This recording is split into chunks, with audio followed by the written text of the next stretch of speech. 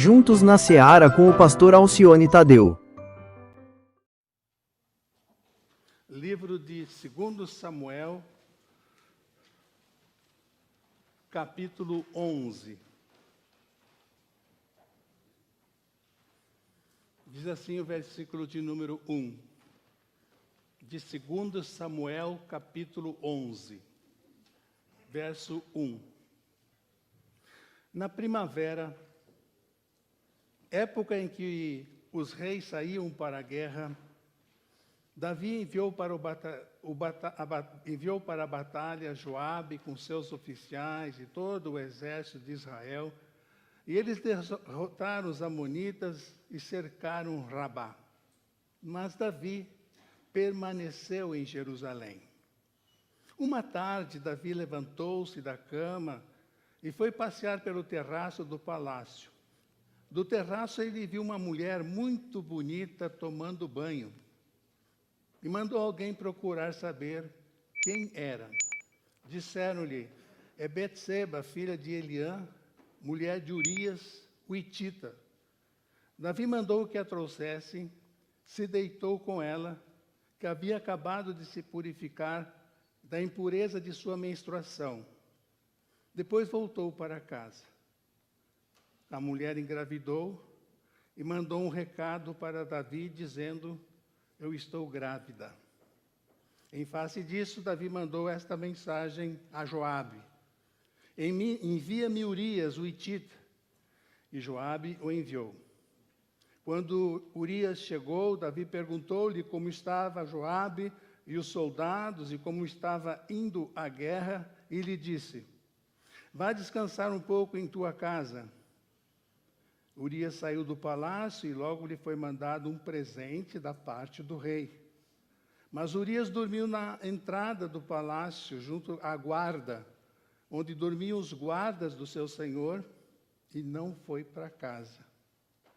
Quando informaram a Davi que Urias não tinha ido para casa, ele lhe perguntou: depois da viagem que você fez, por que não foi para casa?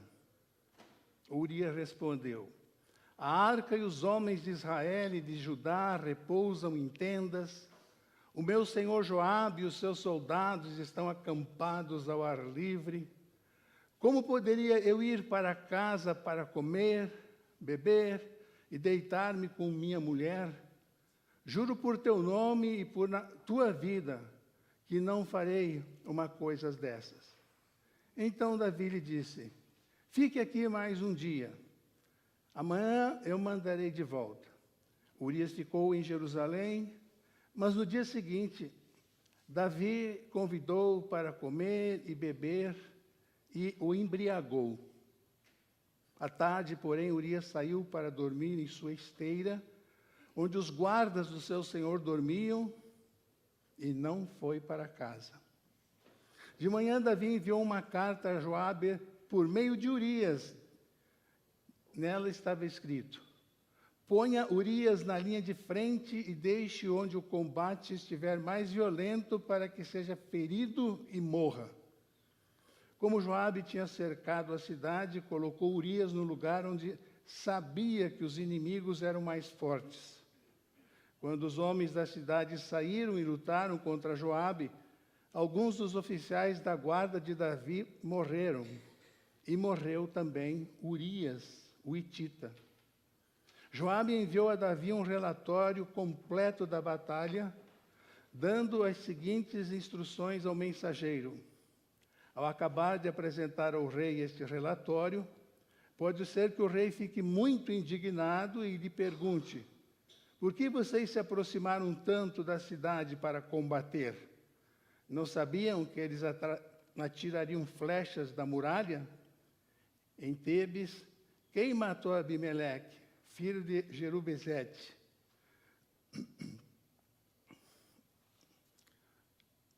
Não foi uma mulher que da muralha atirou-lhe uma pedra de moinho e ele morreu? Por que vocês se aproximaram tanto da muralha? Se ele perguntar isso, diga-lhe: e morreu também o teu servo Urias, o hitita. O mensageiro partiu e, ao chegar, contou a Davi tudo o que Joabe lhe havia mandado falar, dizendo: eles nos sobrepujaram, saíram contra nós em campo aberto, mas nós os fizemos retroceder para a porta da cidade.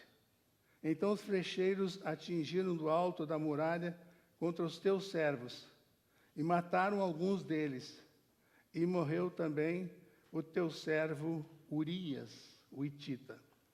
Davi mandou uma mensagem dizer a Joabe: não fique preocupado com isso, pois a espada não escolhe a quem devorar. Reforce o ataque à cidade até destruí-la. E ainda insistiu com o mensageiro que encorajasse Joabe.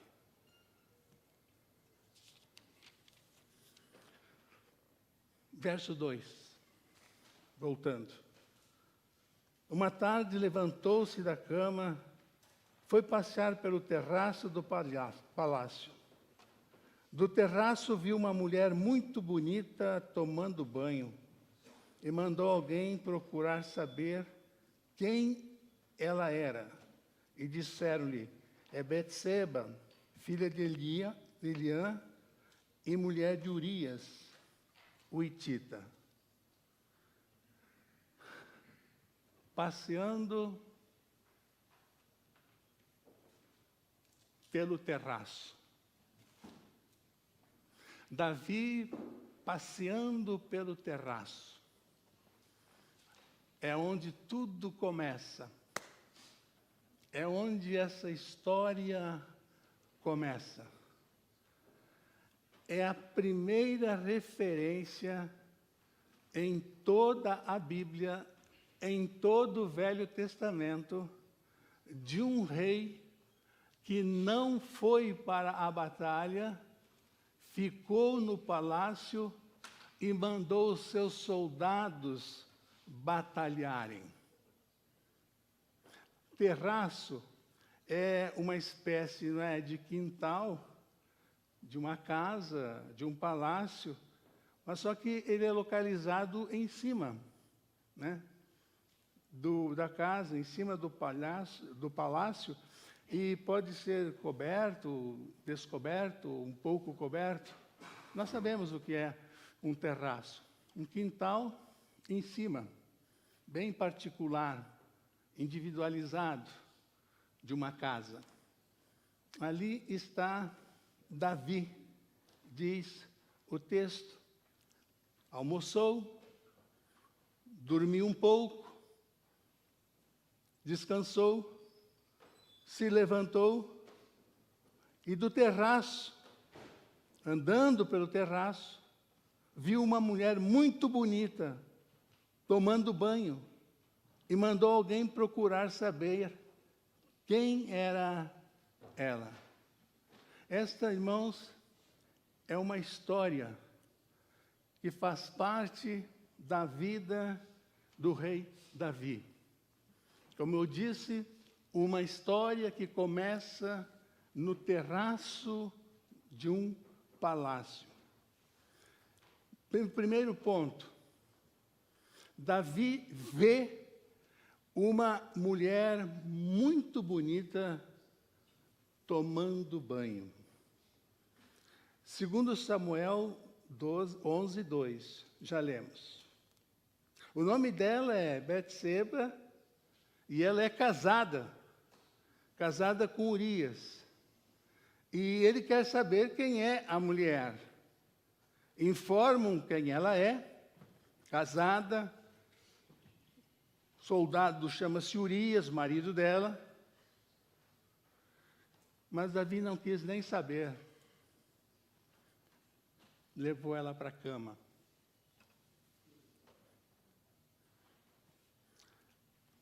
Queria falar um pouquinho agora, então, para os irmãos, sobre os 4 P's que dirigem a humanidade. Os 4 P's que mandam no mundo. Primeiro P, poder. Poder. Os homens, as pessoas, pode ser um simples funcionário da empresa, aquele que faz a limpeza, aquele que cuida de abrir e fechar as portas da empresa, tem poder, abrir ou fechar as portas. Como pode ser um presidente, como pode ser um governador, como pode ser um rei, como no caso de Davi. Poder. Você quer conhecer uma pessoa, dá poder para ela. Dá poder para ela. Dá autonomia para ela. Davi tinha poder. Segundo P, que dirige este mundo, chama-se prazer. Ter prazer é o que interessa. É a filosofia hedonista. Eu preciso satisfazer todos os meus desejos e não importam as circunstâncias. Eu tenho esse direito, eu tenho dinheiro, eu posso. Ter prazer é bom. Foi Deus que colocou isso em mim. E então, nós vemos milhares, milhares e milhares de pessoas sem controle nenhum sobre a sua vida e a sua busca por prazer. Bebidas, cocaína, o que for, sexo, eu quero, eu preciso, eu consigo ter prazer. Esse mundo é para me dar prazer. Terceiro P, que dirige esse mundo, posses, ter dinheiro. Posses, poderoso, ter dinheiro. Entre de camiseta regata e bermuda, chinelo de dedo e todo sujo de tinta, de barro, numa agência bancária e peça um empréstimo para o gerente. Ele vai levantar, vai lá atrás na cozinha, vai se servir de um cafezinho, vai chamar a secretária e vai dizer, dispensa aquele homem que sentou lá na cadeira em frente à minha mesa. Entra um homem de terno, último tipo, de $2.000, com uma pasta de couro que vale $1.500. Entra um homem desse, sapato que custa $1.200, senta na frente do gerente e o tratamento será completamente diferente. O mundo nos distingue, o mundo nos separa em dois grupos: aqueles que têm posses e aqueles que não têm posses, que não têm dinheiro, que não têm um terreno, que não têm um carro. Posses. Quem tem posses se acha poderoso. Tem dinheiro. O dinheiro compra tudo. Um rico já disse de brincadeira para mim, pastor, o dinheiro não compra felicidade. O dinheiro manda vir a felicidade. Dinheiro manda, não pede. Quarto P, prestígio. Ter prestígio. Só se elege quem tem prestígio, quem é conhecido. Não interessa a vida que leva, não interessa como ele mexe com dinheiro, não interessa como ele lida com a família, não interessa o passado, ele tem prestígio na cidade, ele tem prestígio na igreja, ele tem prestígio no trabalho, na empresa onde ele está. quem tem prestígio. Os 4 P's que dominam esse mundo, irmãos. E que temos que ter cuidado e sabermos e aprendermos e buscarmos a graça de Deus para acorrentarmos esses 4 P's na nossa vida. Poder, prazer, posse e prestígio. Davi tinha os 4. E ele usa e abusa dos 4 P's. Ele era o rei. Ele podia tudo. Ninguém podia interrompê-lo. Ninguém podia dizer a Davi não. Ele era o rei todo-poderoso. Irmãos, a lição que fica para nós aqui é que os 4 P's podem, se já não estão, arruinar toda a sua vida e, por consequência, por tabela, arruinar toda a sua descendência.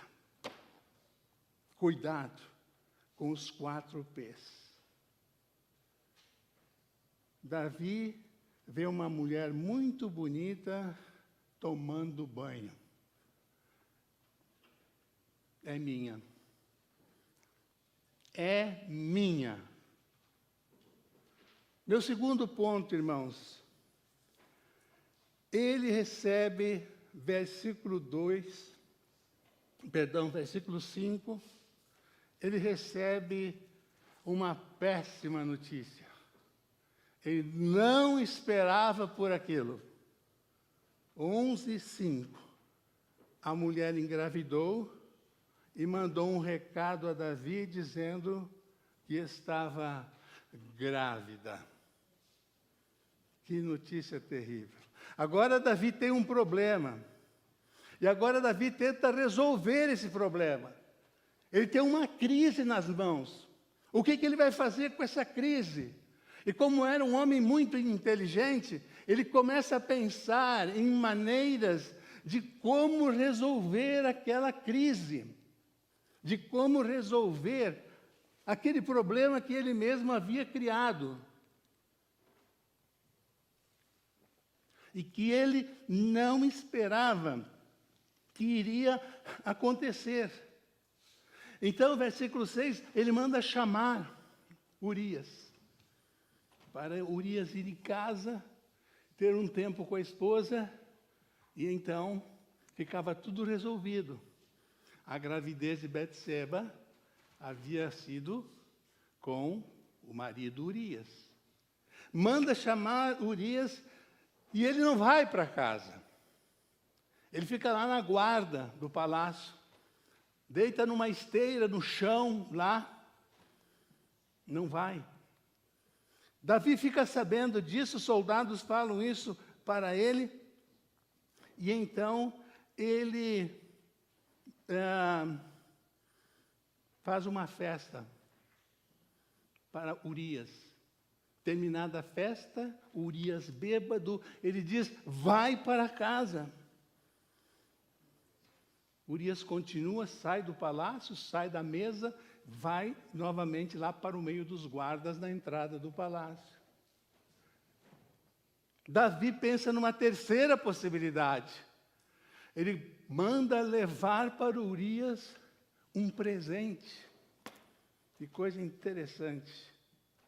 Um presente, versículo 8. Então, o presente chega em casa, mas Urias não chega em casa. Continua lá na guarda com os colegas militares, com os colegas soldados, não vai para casa. Novamente os soldados avisam então Davi, olha, segunda vez já, ele está dormindo lá na guarda.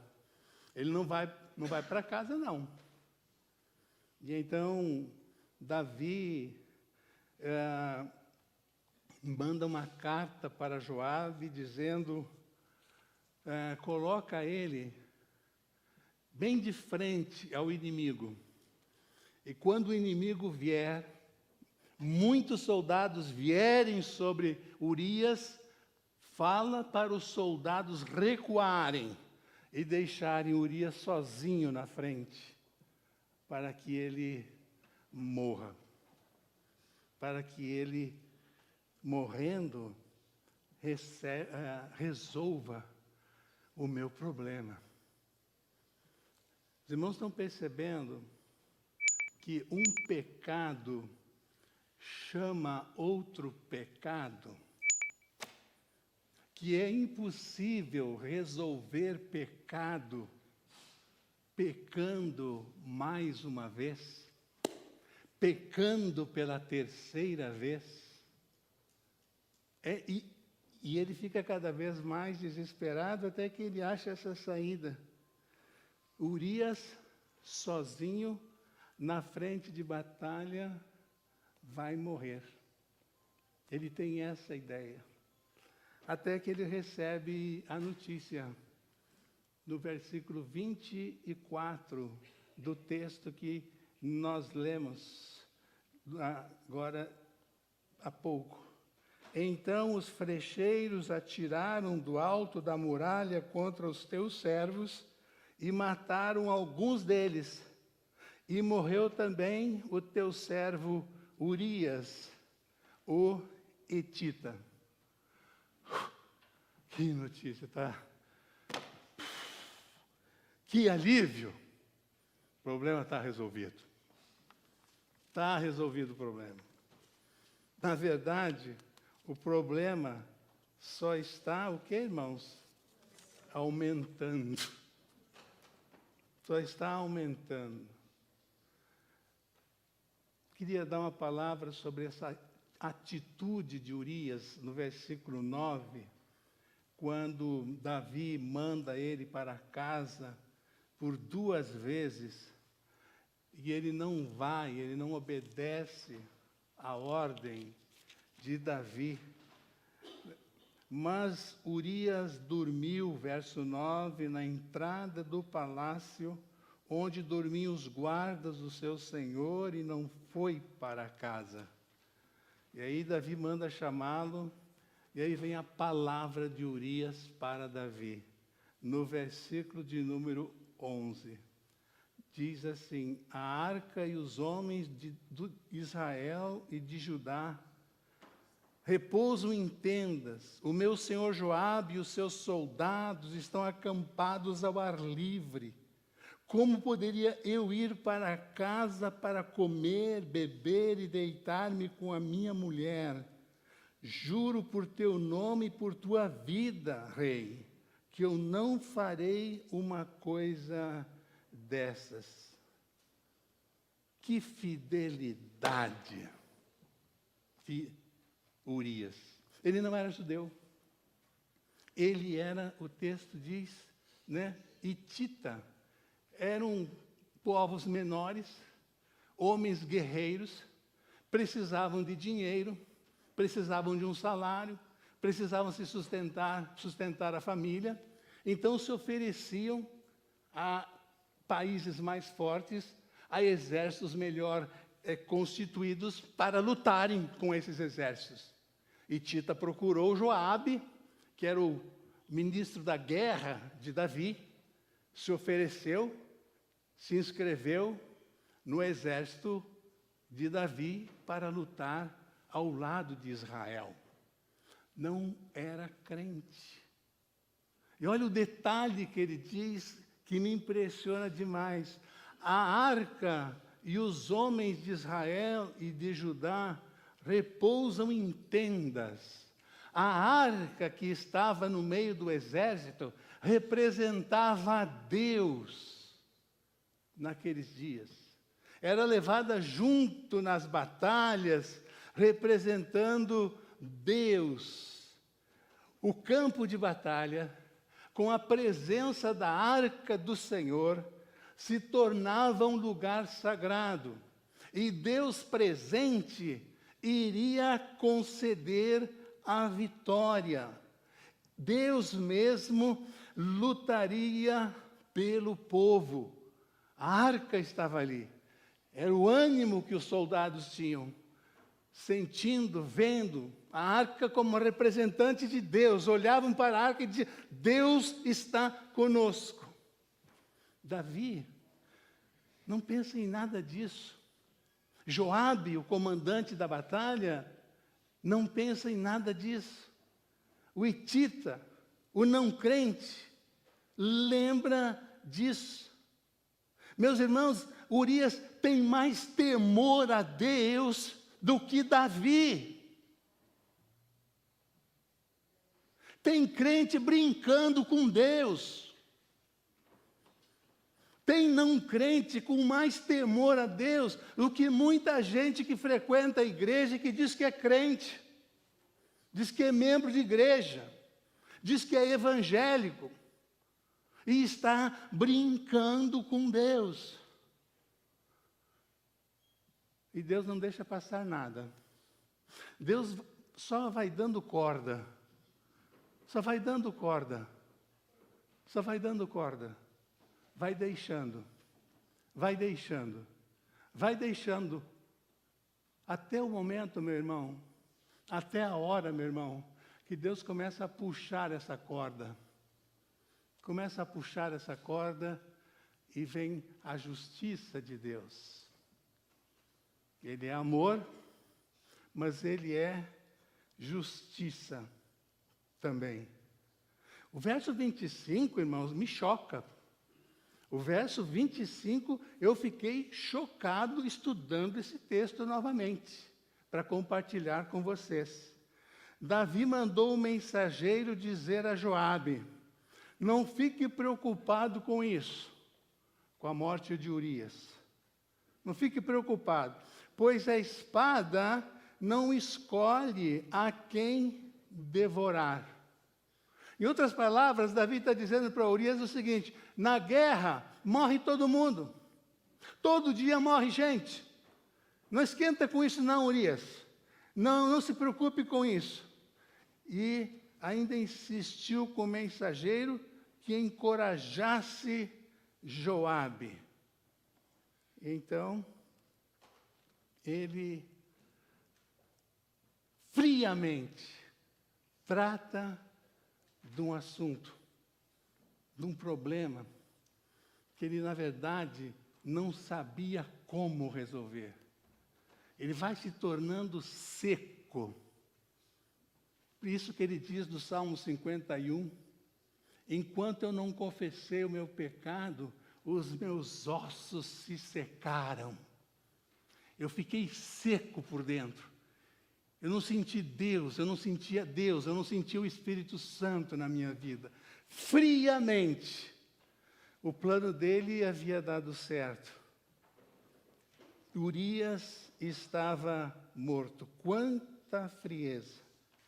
E é interessante quando você estuda 2 Crônicas 22, lá no final do livro, Davi está bem velhinho e está passando o trono para Salomão. E aí eles têm uma conversa. E Davi diz para Salomão, de uma forma muito clara, no versículo 8, Deus me disse, meu filho, que eu não vou poder construir o templo, porque eu tenho as mãos sujas de sangue.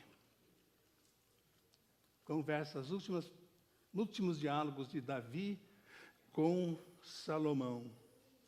Que exemplo, eu queria destacar isso, de fidelidade de Urias. Pobre Urias, fiel, não era israelita, fiel. Irmãos, como vai a nossa fidelidade para com a família? Homens, como vai a nossa fidelidade para com as esposas? Irmãos, como vai a nossa fidelidade, cônjuges, no nosso casamento? Como vai? Temos sido fiéis? Com os amigos, temos enganado? Temos escondido coisas? Como vai a nossa fidelidade com a igreja? Qual é o seu compromisso com a igreja de Jesus Cristo? Você tem compromisso com a igreja? Davi trata o problema friamente. Urias não. Urias lembra da arca do Senhor, lembra da presença do Senhor. Ele dá uma lição espiritual em Davi. Que exemplo, que coisa maravilhosa, essa atitude de Urias. Vamos recordar aqui o que a nossa igreja já sabe, só para lembrar, porque faz tempo que não mencionamos, mas quando eu mencionar aqui todos irão lembrar, e cabe bem nesse momento aqui, dessa fase, dessa atitude de Davi. Meu irmão, todo o pecado encoberto na terra é um escândalo aberto nos céus. Vou repetir.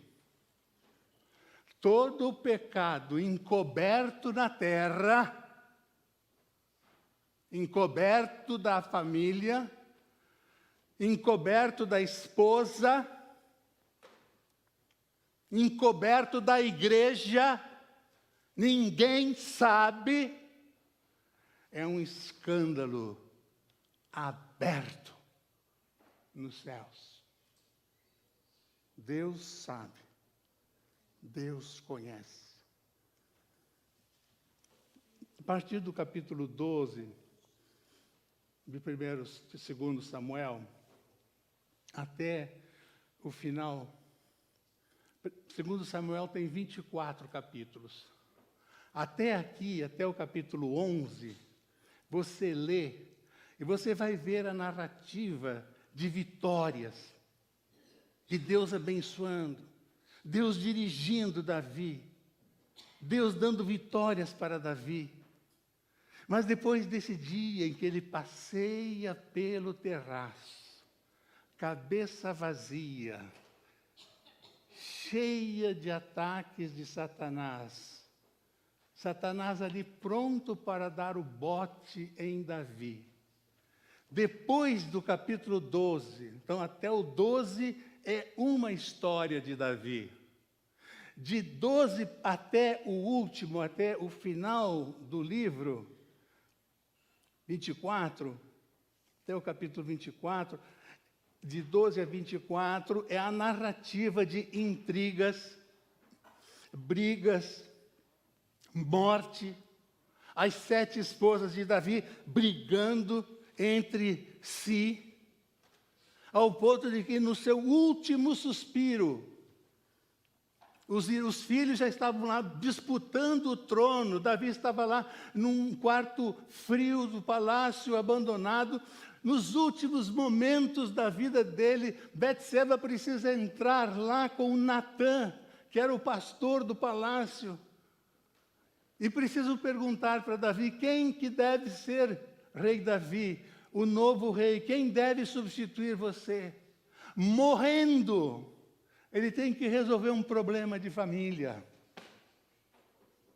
12 capítulos, só intrigas, só brigas, só morte.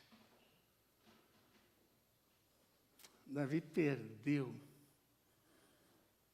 Os escritores acreditam que ele estaria com entre 54 e 58 anos de idade aqui.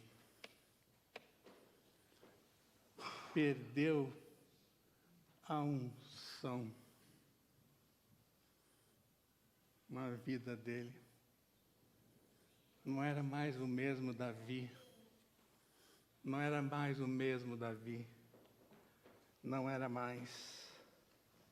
Até que no versículo 13 do texto, agora já no capítulo 12, aí do lado, capítulo 12, versículo 13,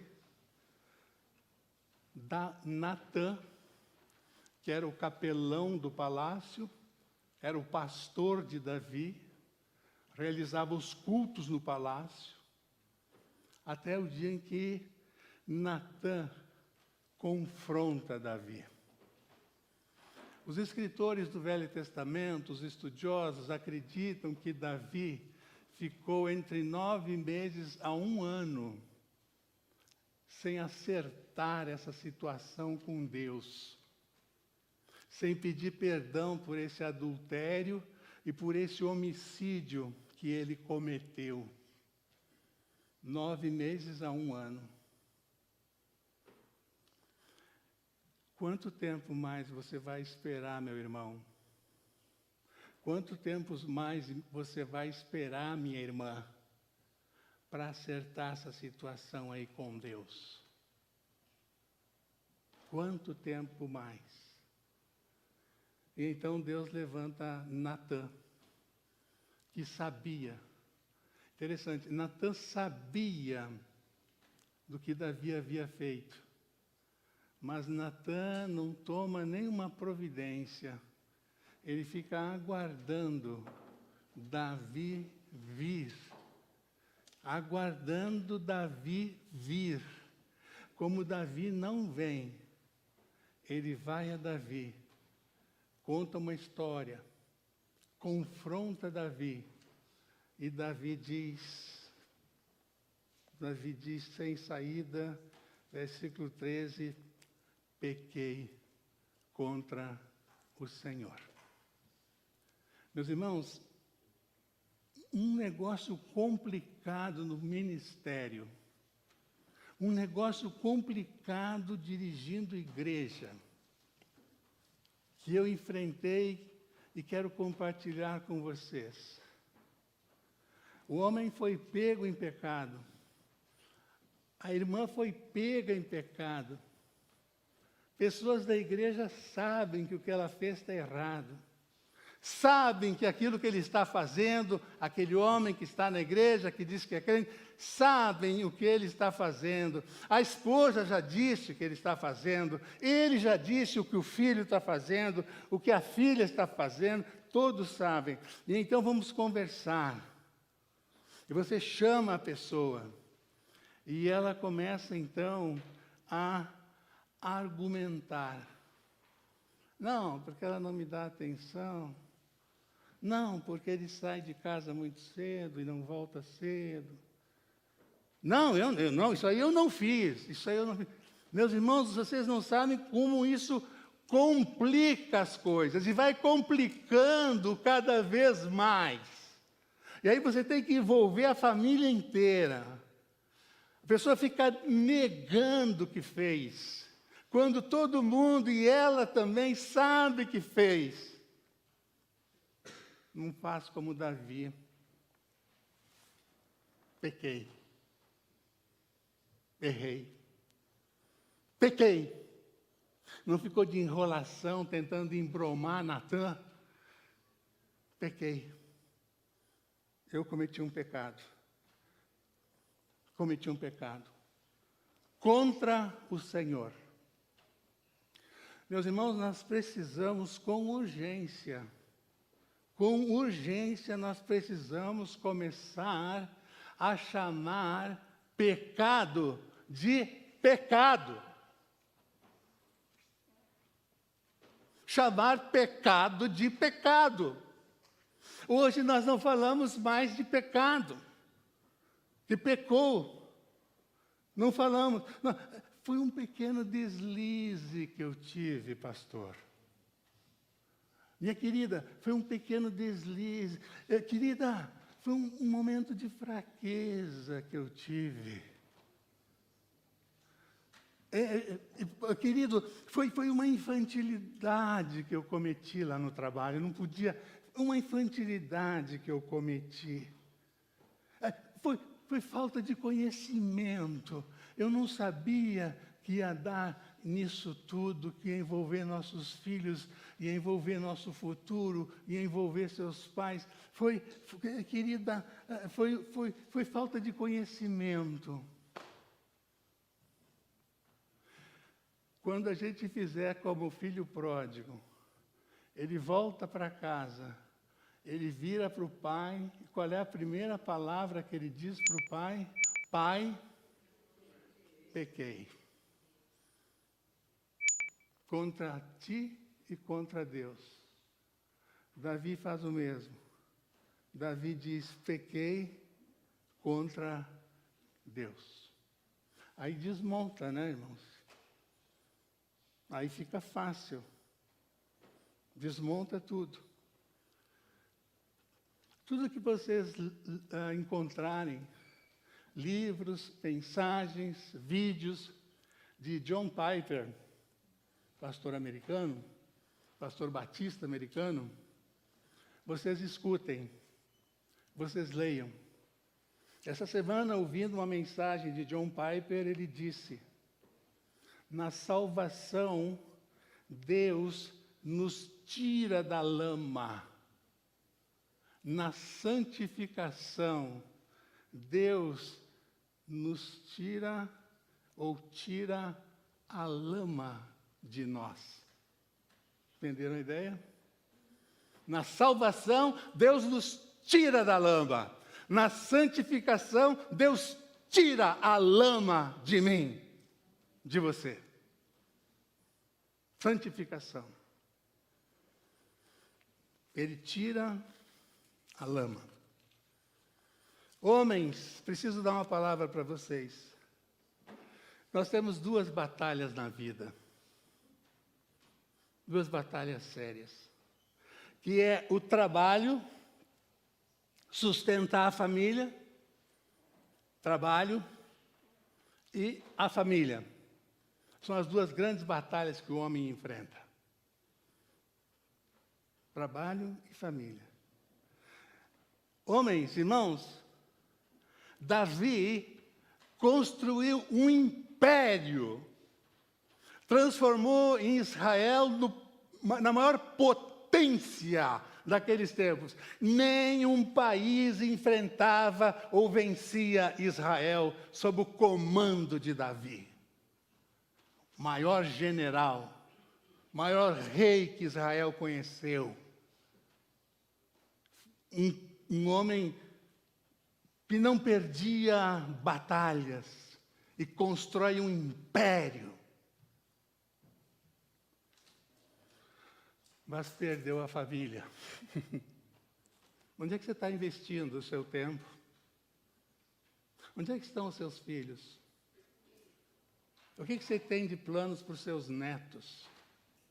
O que você tem de plano para os seus filhos, que quem sabe nasceram aqui nessa cultura maluca de consumismo, de liberalismo? O que você está fazendo para salvá-los? Ou a sua disposição é trabalhar 16 horas por dia e dormir 8 horas por dia? O que você está pensando em colher com isso que você está plantando? Construa um império aqui. Tenha 1, 2, 3, 5 companhias que você sabe dirigir. Filiais da empresa. Crie, não há problema quanto a isso. Não se esqueça da família. É a outra batalha que nós, como homens, temos que enfrentar. E nós ficamos transferindo isso para essas escolas aí. Esses professores incrédulos, imorais. Desculpa os professores que estão me ouvindo, mas é a maioria nessas escolas. Esses ensinos podres que essas escolas estão falando para os nossos filhos, que quando a gente começa a conversar com eles, tem que desfazer tudo isso. Onde você está investindo? Qual é a batalha que você quer ganhar?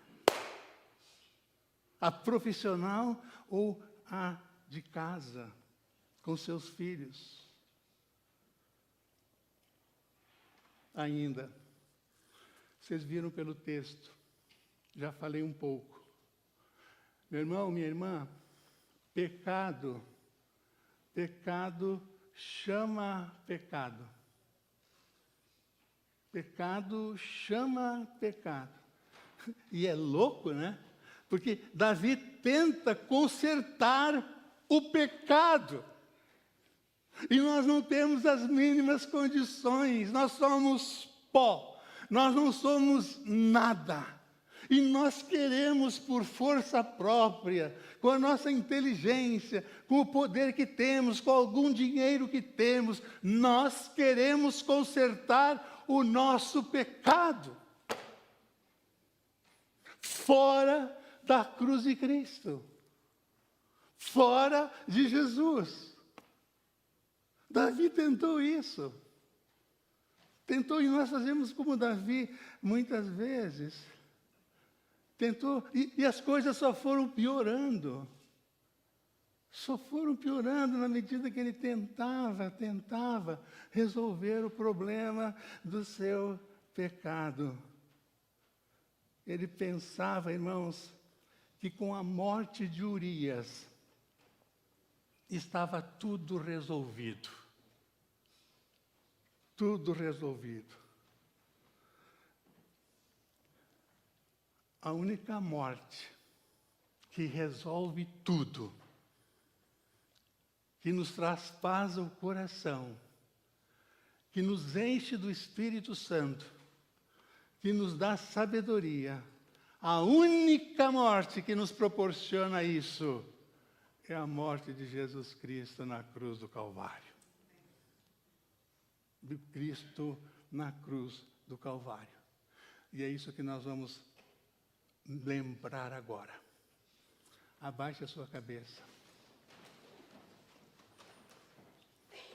A morte de Jesus, sim. Essa resolve pecado.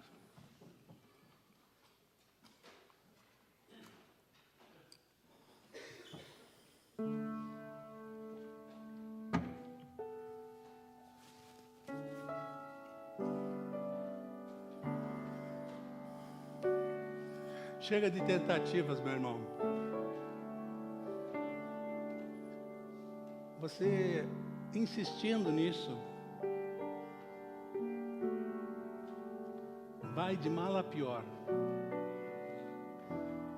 Não sei em que área. Pode ser na área do sexo. Pode ser na área do imposto de renda. Pode ser problema com a língua, problema da mentira, da igreja, em casa, da família, dos familiares. Pode ser em qualquer área. Você sabe qual é a área. A única morte que resolve tudo é a morte de Jesus Cristo na cruz. Ali Jesus consertou o nosso pecado. Mas é preciso chegar diante dele, se prostrar, não ficar de enrolação. Deus, é só essa semana ainda. Deus, é só esse ano ainda, até eu acertar essa contabilidade aqui. É só esse ano até eu conseguir trocar de emprego e sair da frente desse homem. Não almoçar mais com ele. É só um tempo, me dá um tempo aí, Senhor. Me dá um tempo, eu vou resolver. É só até eu acertar essa questão aqui, eu vou falar para minha esposa. Me dá um tempo. Quando Natan bota o dedo no nariz de Davi, Natan tinha a vida limpa. Davi só diz uma palavra: pequei. Pequei. Pequei, Natan. Não tem explicação. Estou errado. Qual é a questão, irmão, que você precisa acertar? E a gente poder tomar a ceia do Senhor agora, perdoado, completamente perdoado.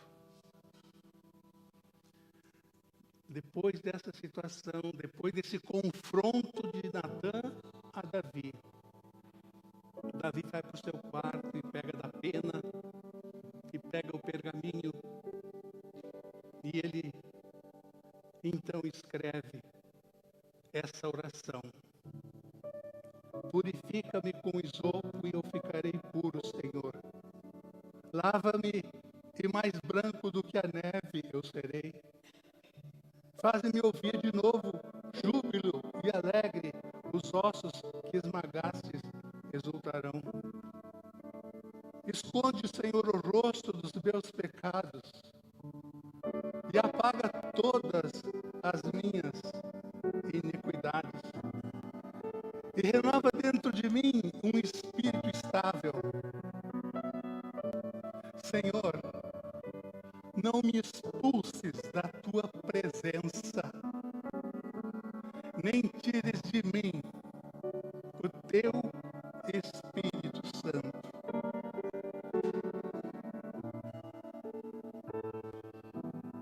Devolve-me, Senhor, a alegria da tua salvação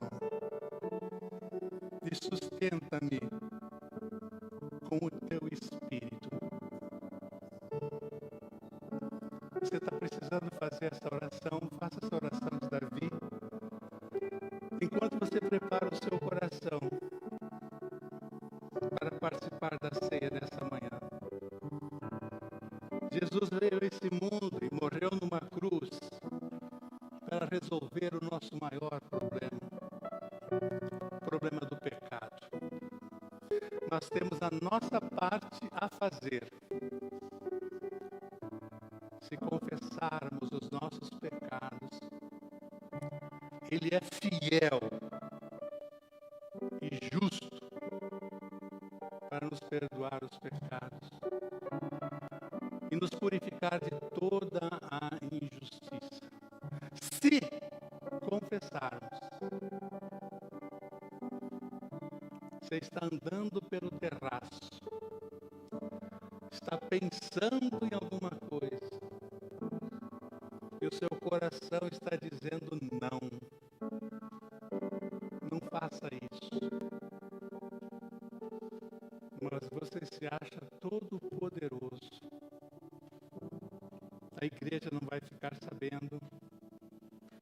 Minha esposa não está sabendo. Meu marido não tem nem ideia disso. Meus filhos estão longe, nem saberão disso. Meus pais estão no Brasil, jamais vão saber disso. Deus sabe. Deus sabe. E ficou olhando para Davi. 9 meses, 10 meses, 11 meses, 1 ano. E então Deus fala para Natã: Natã, vai lá. Vai lá e resolve a situação com esse homem. Resolve. Resolve. E Davi se quebra. Davi pede perdão. A vida dele não é mais a mesma depois dos seus 55, 58 anos. Começa a decadência de Davi depois desse texto aqui. Mas ele ainda experimenta as misericórdias do Senhor. Peça perdão. Diga ao Senhor aí: pequei. Joga, Senhor, nas profundezas do mar tudo isso. De que isso jamais volte à tona. Volte a me incomodar. Jesus tem poder. A morte de Jesus resolve. Você sabe como e onde tudo isso começou. Você sabe, se foi no escritório, se foi na festa de aniversário, se foi no trabalho, se foi na igreja, você sabe onde tudo começou. Você conhece o seu terraço, onde você estava. Só vai resolver o seu problema aos pés da cruz.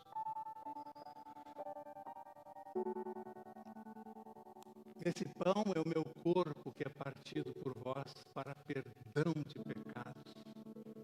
Pegue o seu cálice, pedindo para Deus retirar toda a lama.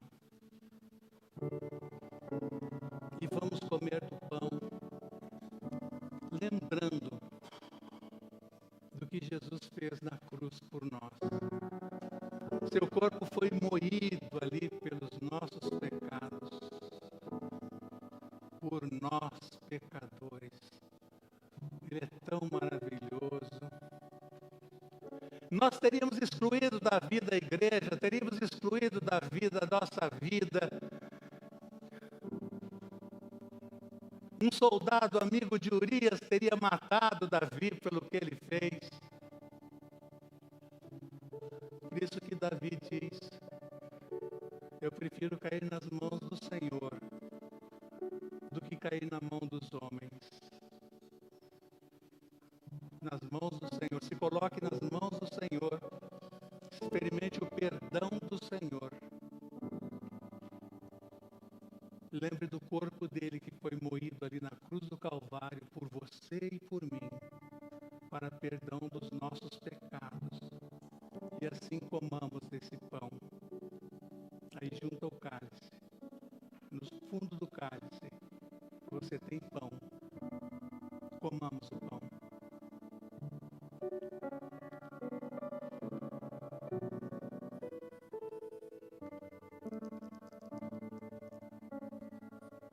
Esse cálice